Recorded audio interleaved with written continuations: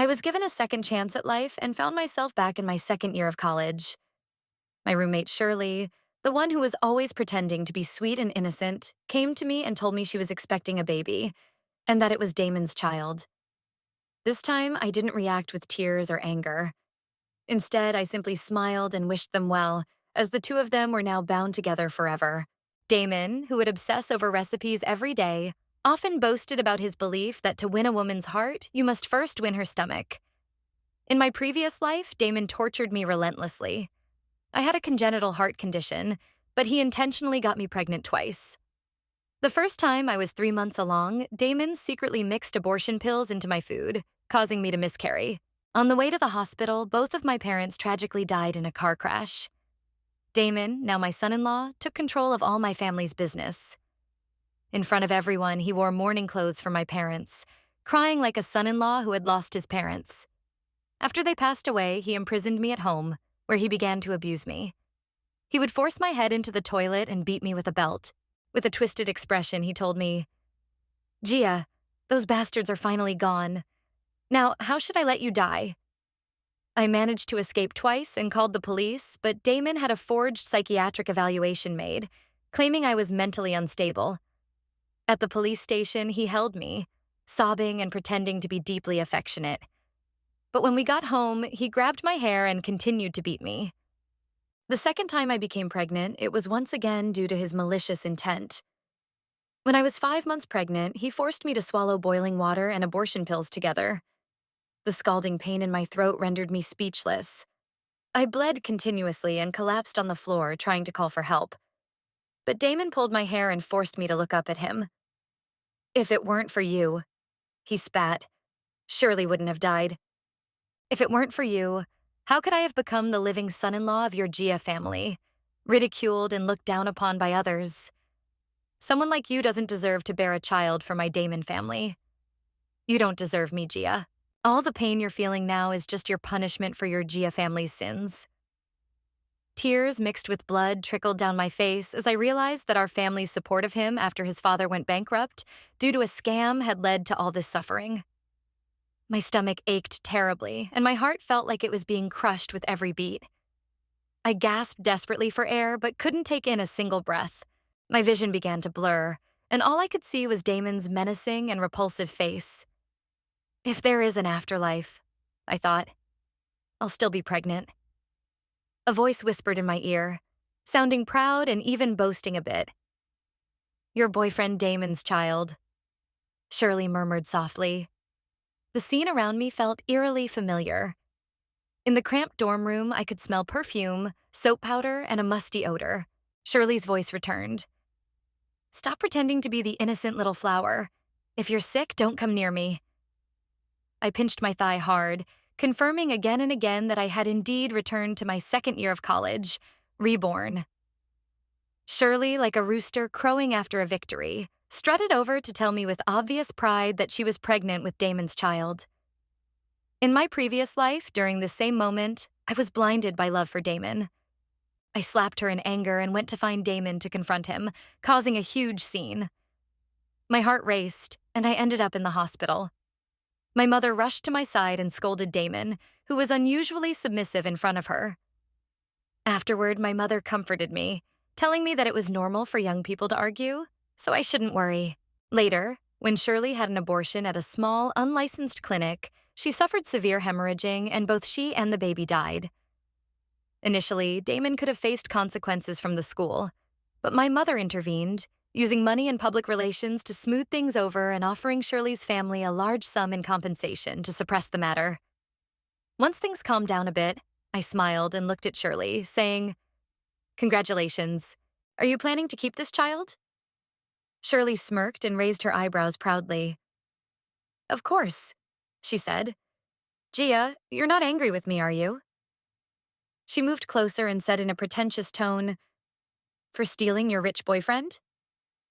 "Well, I couldn't help it. Damon said you were old-fashioned and boring. He told me you should study hard and focus on your exams. I also heard you're preparing for the postgraduate entrance exam. That's smart, preparing early. As for me, I'm going out on a date with Damon. We're going to a Michelin-starred restaurant for a big meal." I smiled carelessly and said, "Then you should hurry up. Goodbye." After she left, I was alone in the dormitory. I immediately called my mother, and hearing her voice again after living two lives, I couldn't help but feel like crying. "Gia, what's wrong?" she asked, hearing the sadness in my voice. She reminded me that while it was important to study, I also needed to take care of myself. "I'm fine, Mom," I said, smiling weakly. "I just think we can stop supporting Damon now. He's already in college." I explained with a smile that when Damon was in college, my mother had said we could sponsor him until his graduation, since we were neither family nor close friends. But in my previous life, I had been blinded by love for Damon and insisted my mother keep supporting him, even when I should have let go. I had also mentioned that Damon was good at his studies and could take the postgraduate entrance exam in the future. After graduation, he could even assist my father in managing the company. In my past life, everything went according to my plan. Damon studied, took the postgraduate exam, and joined our family business. Everyone knew he was the chosen son-in-law of the G family, and since I was their only daughter, it all seemed to happen naturally. However, what I didn't realize was that my genuine affection for him had invited trouble into my life. My mother didn't ask about any argument between Damon and me. Instead, she told me she didn't think Damon was a suitable match for me.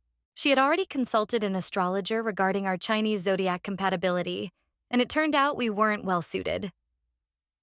"Mom, I understand," I replied. "Let's cancel his credit card today." After hanging up, I began wondering if my mother would act quickly enough to prevent Damon from paying the bill at the Michelin restaurant that evening. At the time, I wasn't aware that Damon had taken Shirley to a Michelin 3-star restaurant to maintain the image of a wealthy young man, reserving a very expensive private room. When the bill came, he found his credit card had been blocked, so he quickly called my mother. "Damon, I messaged you this afternoon. You're already a junior and soon you'll graduate. The Gia family won't be sponsoring you anymore," my mother said, then hung up immediately.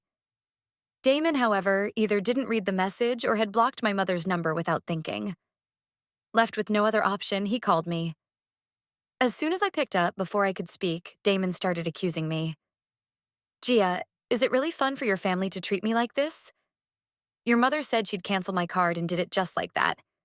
Do you think I'm a child who can be easily controlled? Just because you have money, you think you can insult me like this?" I couldn't help but laugh to myself. In my previous life, I always had to tiptoe around Damon's fragile ego. He would manipulate me, saying I was spoiled and out of touch with the struggles of regular people. I'd lower myself, trying to please him.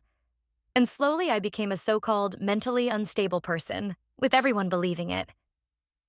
But in this life, I simply replied with a smile. "Damon, my family planned to stop sponsoring you when you entered college. After all, we're not a charity, but my father remembered his camaraderie with your father and decided to sponsor you for 2 more years. Look, you're already a junior, so it's time for you to work part-time and support yourself while continuing your studies. Relying on family isn't a long-term solution." I paused, then added, "My family doesn't use money to insult your character." The lights are about to go out in the dorm. Goodbye. I ended the call, but he quickly called back, his voice full of anger. "Gia, you did this on purpose. Can't you stand seeing me do well? Just because I use some of your family's money, you think you have the right to manipulate me like this? What's wrong? Because I used your family's money, I'm supposed to be your living son-in-law, or else your family will stop my card. Who do you think you are? It's disgusting."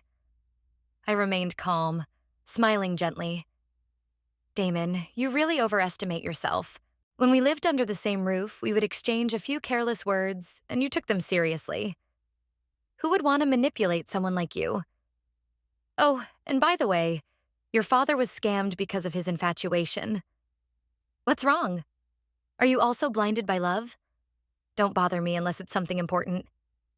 With that, I hung up and blocked his number. As for how he settled the bill at the restaurant, that was a separate issue. Since it was the weekend, Shirley didn't return on Saturday and didn't come back until Sunday night. She brought gifts for our other 2 roommates and excitedly boasted about how wealthy her boyfriend was. "He has a small duplex near the school. Let me tell you, you're lucky I'm not staying in the dorm anymore. I'm moving out." Shirley twirled around the dorm, clearly proud. This dorm is too cramped with 4 of us. I'm moving out so I can have more space. Damon had always maintained the image of a rich young master in front of Shirley. He was tall, handsome, and elegant, driving my Porsche around campus, which frequently drew attention from other girls. I had never revealed this about him. In fact, I had intentionally helped hide it. Now, I wasn't going to let Shirley move into my house. Regarding the car, I had already made 2 calls yesterday, asking Damon to return it. He answered the first call, but when I called again, he blocked me. It didn't matter. I would call the police. The police take luxury cars seriously, and I expected a prompt response. To my surprise, the police acted quickly. At a little past 7 p.m., I received a call informing me that the car had been found, but it had been mortgaged to the Michelin restaurant. The police asked me to come handle the situation.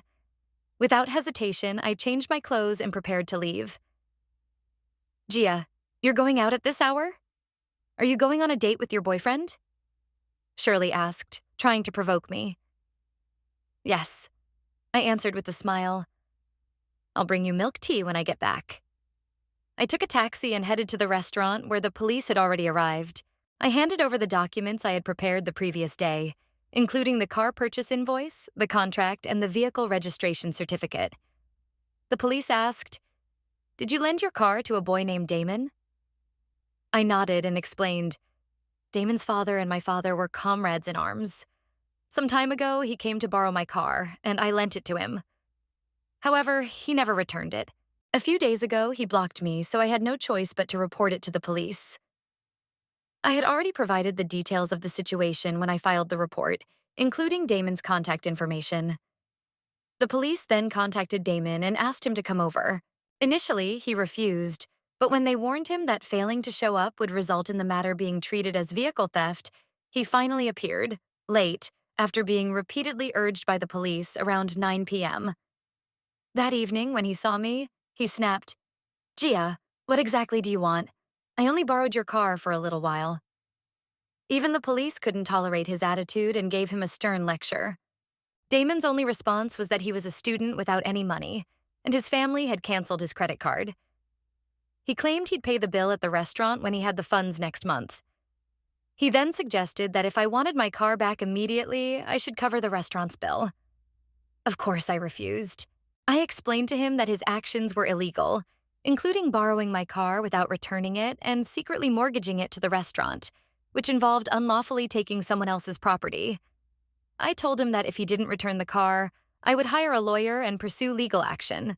The police also advised him to settle the restaurant's bill first and return the car, reminding him that since the situation had already escalated to involving the police, it wouldn't be a big deal to inform his parents. Damon then made phone calls to my parents. My mother didn't answer, but my father picked up. Upon hearing Damon asking for money, my father hung up without a word. Damon, furious, cursed aloud. Just because you have money, you think you're so important? No son, no legacy. His words were truly offensive. He then started borrowing money from his classmate, Ates, and after much effort, he managed to borrow some, though still falling short of the full amount. He wrote an IOU to the restaurant, promising to repay it in a few days. The restaurant, with the help of the police, agreed to this arrangement. I then drove the car to the small duplex apartment in Hinghua Fu that Shirley had long coveted, changed the access code, and informed the property security guards that Damon wasn't the owner, asking them to be cautious and not allow him to enter. It was my house, and I certainly wouldn't allow anyone else to live in it. By the time I finished taking care of everything and returned to the dorm, it was nearly 10 o'clock. I even brought milk tea for my 2 roommates. Shirley, with red eyes, stopped me and accused, Gia, what do you think you're doing?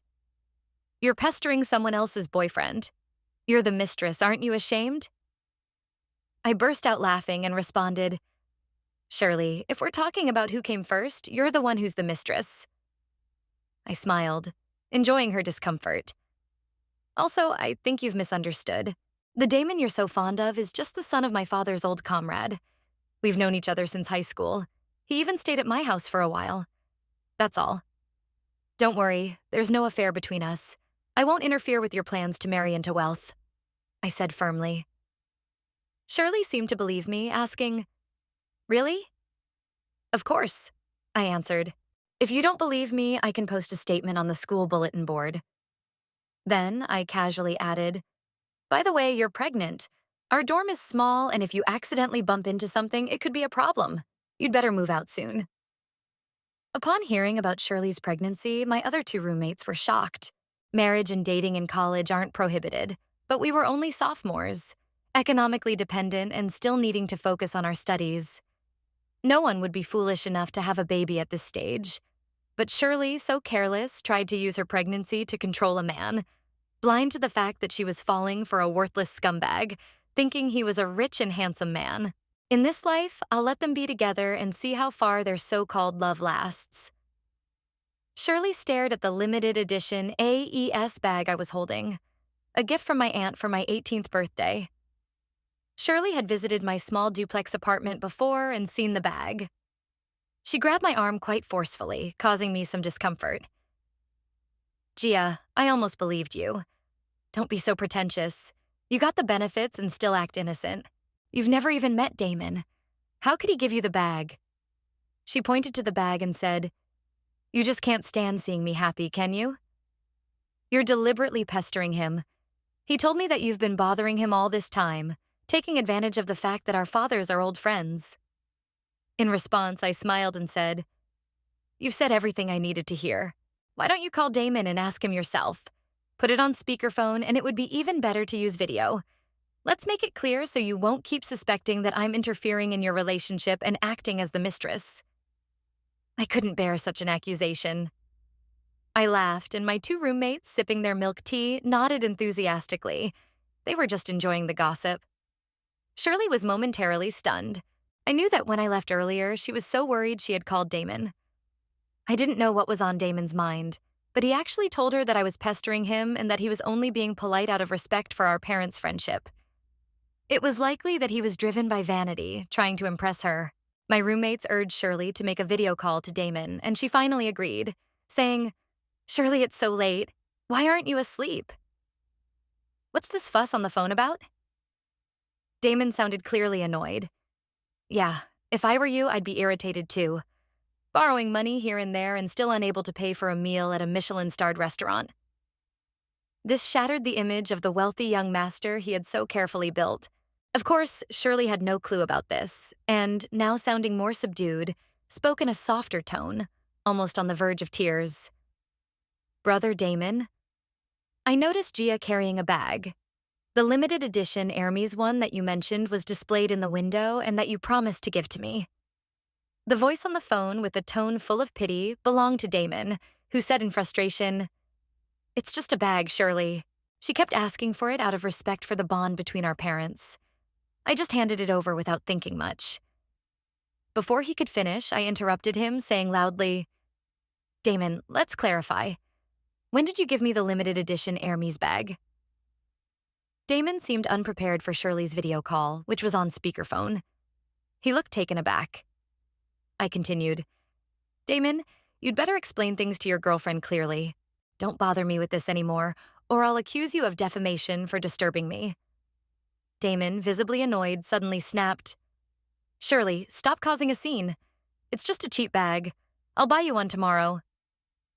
Then he hung up the phone, but his words were still unclear. Shirley, furious and pale, seemed deeply wronged. She climbed onto the bed and sobbed throughout the night. The following afternoon, Damon pulled me to a secluded spot behind the small woods on campus and coldly demanded, "Gia, what do you want?" He leaned against a large tree, striking a dramatic pose, probably thinking he looked impressive. I walked around the tree to maintain my distance, simply observing him. "I'll forgive you for yesterday, thinking you were just acting childish," Damon said. "Transfer $50,000 to me and also go explain to your parents what you said. If I don't see the money next month, we're done. Got it?" As he spoke, he reached for my chin. I slapped his hand away with force and, glancing at the payment code on his phone, mocked, "Are you a beggar? Asking for money as soon as you stretch your hand out? Don't you have any ambition?" Damon's face reddened with both anger and shame, making him look twisted and aggressive. "How dare you humiliate me? You asked for this by coming to me, I shouted. The small woods were a secluded area, not easily visible to others, but there was a road nearby with students passing by. Damon couldn't save face anymore, and he became extremely self-conscious. He couldn't stand anyone calling him poor, and in his frustration, he pushed me hard, making me stumble back a step. Through gritted teeth, he muttered, "Can't you keep your voice down?" "What's all this fuss about?" I shouted back. "If you're worried about making a scene, why did you come to me?" "You want to buy a bag for your girlfriend, but come to me for money. Am I your parent?" "You have no money, no ability. Stop acting like you're some big shot. Just buy a canvas bag instead." My words echoed loudly across the campus, with many students stopping by the roadside to watch. Damon scolded me angrily. "Gia, aren't you ashamed?" I replied without hesitation. "I'm not ashamed at all. People who pretend to be rich when they're broke are the ones who should be ashamed." With that, I turned and walked away. Behind me, Damon's voice, filled with rage, followed. "Gia, don't you dare regret this." Of course, I wasn't going to regret it. I purposely drove my Porsche to campus and flaunted it all the way to a small parking lot near the dorm. Shirley couldn't stay calm after that. She came to me with a sad expression, ready to start an argument. "Gia, you're not keeping your word. What's the point of you bothering Brother Damon like this?" she shouted, turning to the classmates around us. "Please judge for yourselves. I'm in a relationship with Damon, but Gia keeps chasing after him. She's a mistress." The dorm door was open, and our neighbors couldn't help but eavesdrop. The classmates, eager to hear the latest gossip, stuck their heads out, clearly interested in what was going on. Seeing the group, I smiled and said, "Shirley, what exactly do you want to accomplish?" "When have you ever seen me chasing after Damon? I can't avoid him fast enough, yet you're driving his car and still making these accusations." Shirley pointed her finger directly at me, her voice turning even more aggressive. I gave her a sneer, slapped her hand away, and then pulled out the vehicle registration from my bag, tossing it to her. "Take a good look at whose car this is. Anyone with common sense would know that the vehicle registration lists the owner's name." "Impossible. This car clearly belongs to Damon," Shirley snapped angrily. I couldn't help but laugh, replying, "Shirley, have you watched too many dramas? Stop imagining enemies where there are none. You can call Damon and ask him whose car this really is. Don't talk nonsense in the future. And don't assume that everyone's life revolves around love affairs like yours." I then added loudly, "Classmates, please bear witness. Although I know Damon, I have absolutely nothing to do with him." Shirley, upset, went outside to make a call. When she returned, she sobbed for a long time. I had always kept a low profile, not caring much for bags, clothes, or jewelry. But recently, I'd started to indulge online, picking this and that, even discussing with my roommates which bag to buy, Chanel or LV. Shirley, unable to sit still, began to complain that we were disturbing her. "Oh, Shirley, didn't your boyfriend say he has a duplex apartment near the school and plans to move out? Why don't you do it soon? It's impossible to avoid noise with 4 people in a dormitory." My roommates chimed in, supporting me. After we spoke, Shirley sat down, quietly weeping, claiming that we had bullied her. 2 days later, the Chanel bag I ordered through a purchasing agent arrived. Shirley walked over, pinched my bag with her long fingernails, and asked sarcastically, "Is this a fake?" I immediately showed her the shopping receipt and said, "Even if it's a fake, I bought it with my own money. If you damage it, I'll make you pay." "Where did you get the money to buy that bag?" Shirley asked me. "My boyfriend is rich," I replied with a smile. "Unlike you, who's pregnant but still cramped in this small dorm. Your boyfriend is too cheap to buy you a bag or even better meals. Is he really reliable?" Shirley had always hoped to get close to Damon, marry into wealth overnight, and show off to everyone. But now, after I slapped her with reality, she felt humiliated and began to argue with Damon. Over the next few days, I bought 3 bags, 2 Chanel ones and 1 LV. I also bought 2 gold bracelets, a pair of jade earrings, and a Rolex watch. Shirley felt even more upset and cried to Damon every day. But Damon, having no money of his own, was desperate. He resorted to credit cards, online loans, and pawning off some luxury items he had bought with my family's money, all to try and keep up the image of being a wealthy, handsome guy. Eventually, he managed to buy Shirley a bag, which she proudly flaunted in the dorm for several days. I couldn't resist saying to Shirley, "Shirley, luxury goods only look good when they come in a set. You only have an LV bag, and it's just the entry-level one. It's a bit tacky. Your boyfriend, the young master of the Shashing Consortium, wouldn't be stingy enough to not buy you clothes too, right?" Shirley's face darkened. When she had first told me Damon was the young master of the Jashing Consortium, I was shocked.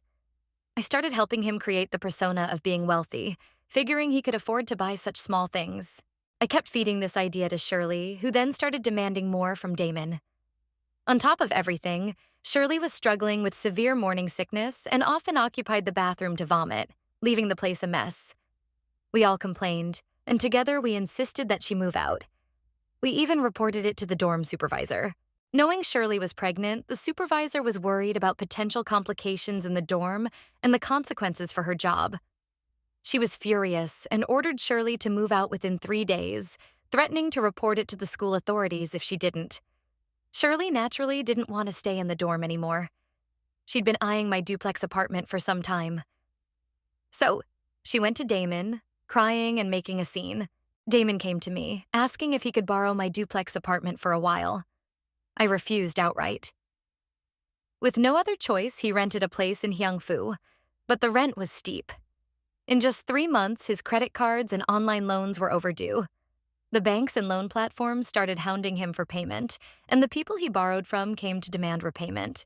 The rent was overdue, and the landlord came to ask about the renewal fee, which led to an argument between Shirley and Damon. Shirley, already upset, was furious. Shirley cursed the landlord loudly, saying, "My husband is the heir to the Shashing Consortium. Do you really think he'll owe you a few months' rent?" Coincidentally, the landlord knew me and was both angry and amused. She quickly informed Shirley that the head of the Shashing Consortium only had one daughter, and there was no so-called young master. Instantly, Shirley's defense collapsed. Without caring about her pregnant belly, she stormed to the school, rushing into the classroom to create a scene. Damon's face got scratched, and his textbooks were tossed everywhere. Of course, Shirley didn't fare well either. He grabbed her hair and slapped her several times. An elderly professor, unable to watch any longer, ordered the staff to break them apart and had Shirley sent to the hospital. I didn't find out about this until the afternoon when I was gossiping with my roommates, trying to piece together the details. One of my roommates asked, "Your father and Damon's father are comrades, right? Is he really the young master of the consortium?" "Of course not," I said with a smile while chewing on a straw. "He's got nothing to do with the consortium at all." That evening, after dinner in the school cafeteria, I was walking toward the dorm building, texting on my phone, when suddenly someone emerged from the shadows of a tree, hugged me tightly, and attempted to kiss me. I screamed, shocked, and hit his head with my phone. "Gia, it's me. Don't make a scene," Damon said affectionately under the dim streetlight. "Gia, I've missed you so much." I laughed and replied, "Damon, your girlfriend's belly is already so big, and you say you miss me? Please, you don't deserve to miss me." I turned to leave, but Damon hurriedly stopped me, shouting, "Gia, listen to me. I was just temporarily confused by her. I've thought it over. The person I love most is you. Give me some money, and I'll take her for an abortion. After that, we'll be together properly. I promise I'll love you." His words sounded oddly familiar. In my previous life after Shirley's miscarriage, I was foolish enough to ignore all the warning signs, even though I knew Damon was responsible for her death. Despite my mother's advice that a man who cheats isn't a good match, I didn't listen. I got lost in the romantic fantasy I had created, and it led to a tragic end. In this life, Damon's words only made me laugh. "Damon, do you really think you deserve to talk about love?" Embarrassment flashed across his face, but he quickly forced a smile. "Gia, I was wrong. You can hit me if you want." Then, shockingly, he reached out, grabbed my hand, and placed it on his face. I immediately yanked my hand away, wiping it furiously. "Damon, don't you realize how dirty you are? Don't touch me. I feel sick just looking at you." With that, I headed toward the dormitory. Damon stopped me again, his face grim. Gia, stop making a scene. I just slept with another woman. How long are you going to keep making a fuss? I've already apologized. Do you want me to kneel and beg for your forgiveness? If you hadn't pretended to be a saint, refusing to let me touch you, would I have gone to someone else? Hearing these words, my anger flared. Damon, can't you see what kind of person you are? You're nothing but a stray dog. My family took you in only out of pity. How dare you even think of having me? If you don't have a mirror, then go look in the one that always reflects urine. After telling him off, I headed straight for the girls' dorm. Later that evening, Shirley called asking, "Are you the little princess of the Shashing Consortium?" My father is the founder and chairman of the Shashing Consortium. I'm his daughter, not some princess. I replied calmly. Why didn't you tell me that he's nothing? His family has no money, just debts? Shirley began crying on the phone. What should I do? I sighed and suggested, have the abortion, then focus on your studies. Finish university, find a good job, and live a good life. That's your best option. Our university is well respected, and with your diploma, you'll have a good chance at finding a job. I also reminded her to go to a legitimate hospital for the procedure. After all, in my previous life, she died from an unsafe abortion, and I was concerned. I called Uncle Zhuang, our family driver, and asked him to keep an eye on Shirley. A week later, while I was in class, Uncle Wang called. Miss, something terrible has happened. I quickly sent some money his way, urging him to ensure Shirley's survival. A woman had suffered a massive hemorrhage during an abortion. I instructed Xiao and the others to help and get her to a reputable hospital. If she died, I couldn't let Damon get away with it. Shirley's life was saved, but the doctor said that the child had been almost 6 months old when she miscarried. The clinic was unlicensed, and the procedure was poorly done, causing a severe infection. Even if she recovered, she would never be able to have children again. After the miscarriage, Damon started pursuing me relentlessly. His constant attention became a headache, and I had no choice but to call the police. They gave him a stern warning, but afterward he stopped me outside the station saying, Gia, we're meant for each other. This time, I won't let you down. Don't worry. His words caught my attention, and while I was suspicious, I didn't ask further. Instead, I mocked him. Damon, what do you have to offer me? A company, real estate, or your dirty little carrot? All you have are debts. If you keep pestering me, I'll report you for harassment and send you to prison. After that, I got in the car and left. A week passed without Damon bothering me, and I was surprised. Theoretically, he wouldn't give up so easily. He was extremely vain, pretending to be with me, thinking I was his shortcut to a better life. One night, Uncle Wang called urgently. Miss, something's happened. It's serious. What's wrong? I asked quickly. Shirley stabbed Damon over 10 times. He replied. I was stunned and immediately asked, Is he dead? Damon didn't die, but the woman is dead. Damon only suffered minor injuries, but most of his penis was cut off. I don't know how Shirley managed it, but she was killed by Damon himself. The police ruled it as a mutual fight, and Damon was sentenced to 8 years in prison for involuntary manslaughter. I agreed with the verdict. He caused a scene in prison, demanding to see me through the glass. I looked at him in his prison uniform and smiled, feeling satisfied with the outcome. Why did you save her? He asked me. That stupid woman should have died in that clinic. That was her fate. If she had died, we could have been happy together. You would have forgiven me, Gia. You love me, don't you? I tapped the receiver, sneering, Damon, wake up. You think I love you? I came here to see how miserable you are now. Why did I save Shirley? Because I knew that as long as she was alive, you would be in a terrible situation. Isn't she your love? Didn't you say she wouldn't survive without me? Well, I didn't let her die on that operating table. With that, I hung up, seeing the shock, horror, and rage in Damon's eyes. Life was hard for him in prison. He had no money, no power, and was a disabled man. Everyone looked down on him, and he was constantly beaten. 2 years later, on the day of my graduation, Uncle Wang called again, saying, Miss, Damon's dead. I was told he couldn't handle the bullying from inmates and, while the guards weren't paying attention, slammed his head against a wall, dying instantly. When I heard the news, I felt a wave of relief and a smile spread across my face. In this life, I was finally free from his shadow.